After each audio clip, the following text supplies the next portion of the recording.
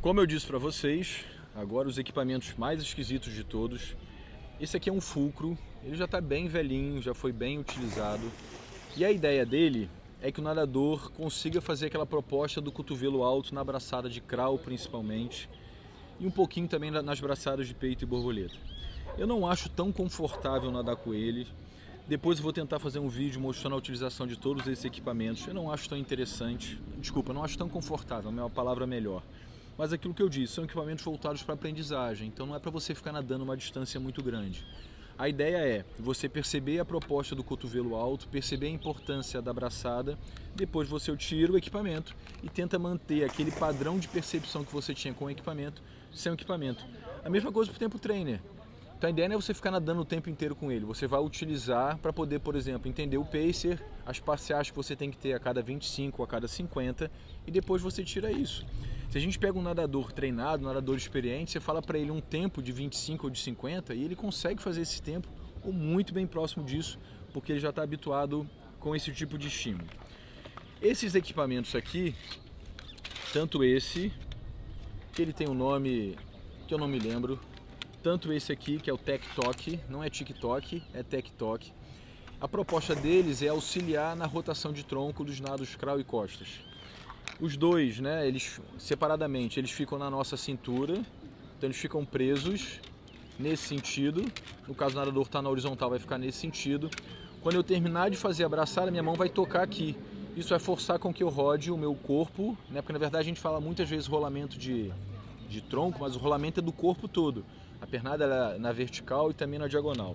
Então vai fazer com que o nadador force essa rotação de tronco, o que é muito importante para o nadador aprendiz. É lógico que essa ideia de rotação de tronco é muito mais pronunciada nas provas de longa duração do que nas provas de 50 e 100 metros nado livre.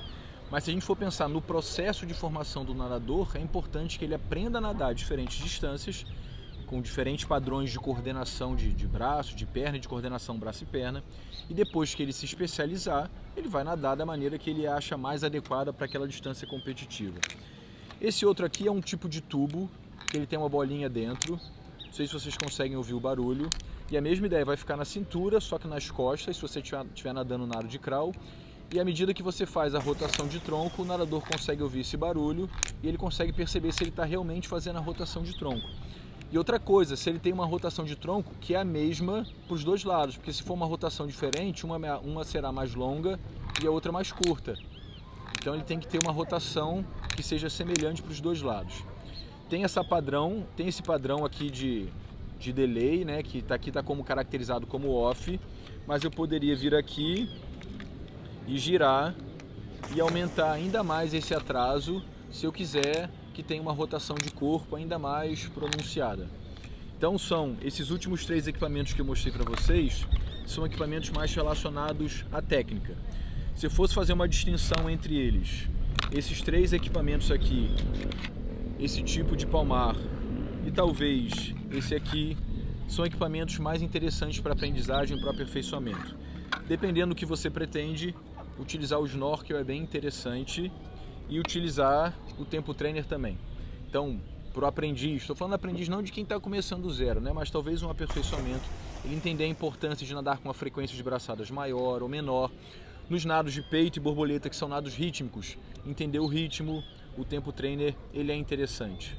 O restante dos equipamentos, que são os palmares e as nadadeiras, elas podem ser utilizadas tanto para o aperfeiçoamento, como também para o treinamento, para o condicionamento físico. E tem um último equipamento aqui que eu já estava me esquecendo, que é uma sunga de bolso, que eu nem sei se o pessoal ainda utiliza hoje em dia, mas é um equipamento que eu tenho também, com a intenção de aumentar a resistência do corpo com a água, a resistência de atrito corporal. Então a proposta é ser mais uma maneira da gente ter que produzir mais força para poder se deslocar na água. Pessoal, então espero que eu tenha feito uma discussão aí para poder incentivar vocês a fazer o nosso curso de especialização em formação de atletas em esportes aquáticos. Mais uma vez destacando a ideia, o conhecimento teórico é o que vai te ajudar a ter uma prática melhor, uma prática mais interessante. A prática pela prática por si só não resolve os nossos problemas. Muitas vezes os professores falam assim, poxa Guilherme, mas essa teoria está muito distante da prática. Então é porque você ainda não entendeu a teoria, porque o que a teoria faz é estudar a prática. Tá bom? Um grande abraço aí, obrigado pela presença no meu canal, tanto no Instagram quanto no YouTube.